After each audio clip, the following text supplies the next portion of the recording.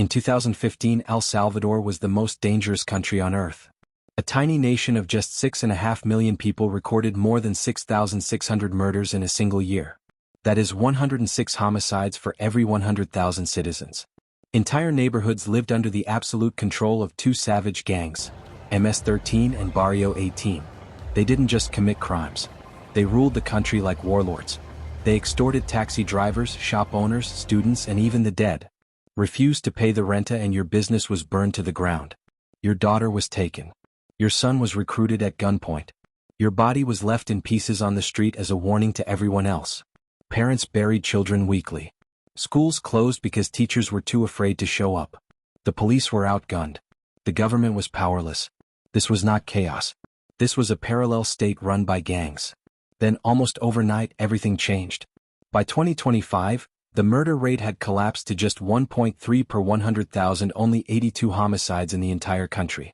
El Salvador went from the murder capital of the world to safer than Canada, safer than most cities in the United States. How did this happen? The answer is as simple as it is controversial. It happened inside the prisons. This is the story of how one President, Nayib Bukele, and one radical strategy, the construction of the most feared maximum security prison system in the Americas, destroyed the brutal gangs that once held an entire nation hostage. Let's go back to the beginning. The roots of this nightmare reach deep into El Salvador's bloody past. During the 1980 Civil War, hundreds of thousands of Salvadorans fled to the United States. Many ended up in the toughest neighborhoods of Los Angeles. There, the first generation of MS-13 and Barrio 18 was born, forged in the violence of American street gangs. When the war ended and the United States began mass deportations of criminal immigrants in the 1990s and 2000s, thousands of these hardened gang members were sent back to El Salvador, a country many of them had never truly known. They brought with them tattoos, gang codes, and a level of brutality the local underworld had never seen. Within years, they took over bus routes, markets, neighborhoods, and even prisons.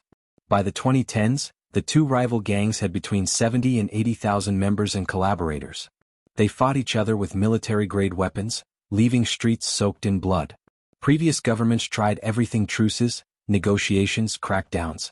All of them failed. Then in 2019, a young, charismatic outsider named Nayib Bukele became president. He promised a new way. He launched the Territorial Control Plan, flooding gang strongholds with soldiers and police. But the real war began on one bloody weekend in March 2022. In just 3 days, the gangs killed 87 people in a sudden, coordinated explosion of violence. Bukele declared it the final proof that the gangs had broken an alleged secret truce with the previous government. On March 27, 2022, he declared a state of exception, suspending key constitutional rights across the entire country.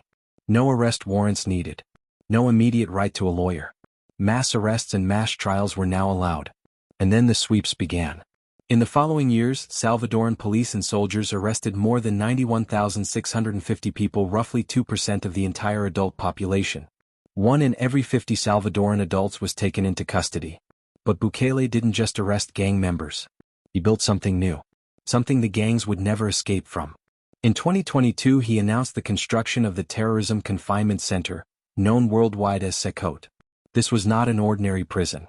Located in Tecoluca, about 45 miles east of San Salvador, CECOT was designed from the ground up to hold 40,000 of the country's most dangerous gang leaders, hitmen, and high-ranking members. The first phase alone cost over $100 million. 8 enormous pavilions. 256 cells. Each cell packed with up to 100 inmates in stacked metal bunks. 30 minutes of exercise a day in narrow, windowless corridors. No family visits. No outdoor sunlight. 24-hour surveillance. Bukele made sure the world saw exactly what he was doing.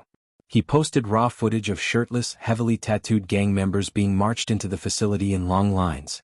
He showed them sitting shoulder to shoulder on concrete floors like cattle.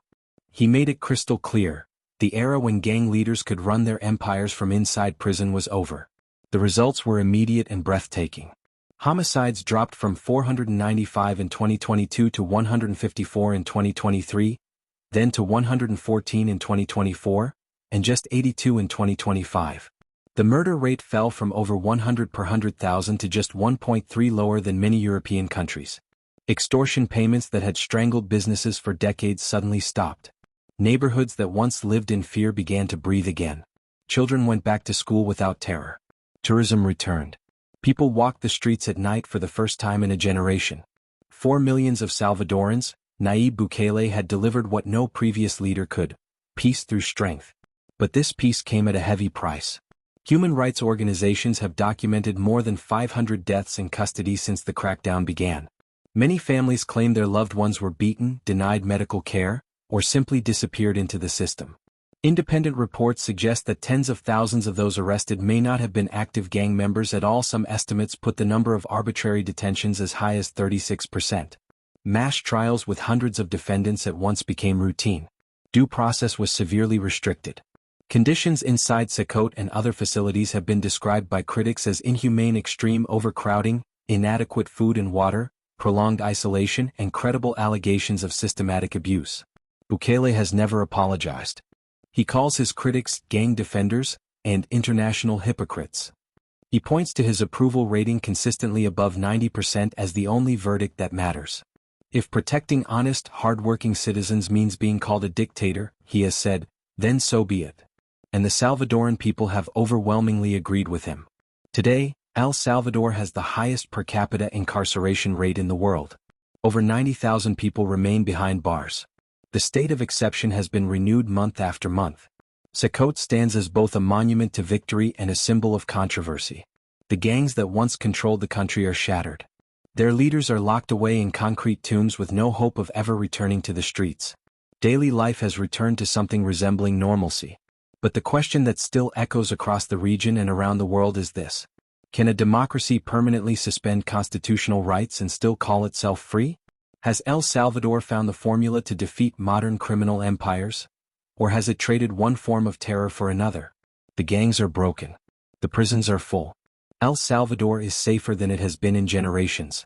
But at what long-term cost to its democracy, its soul, and its future? This is the story of how one small country and one determined president used prisons as weapons of war and changed the destiny of a nation.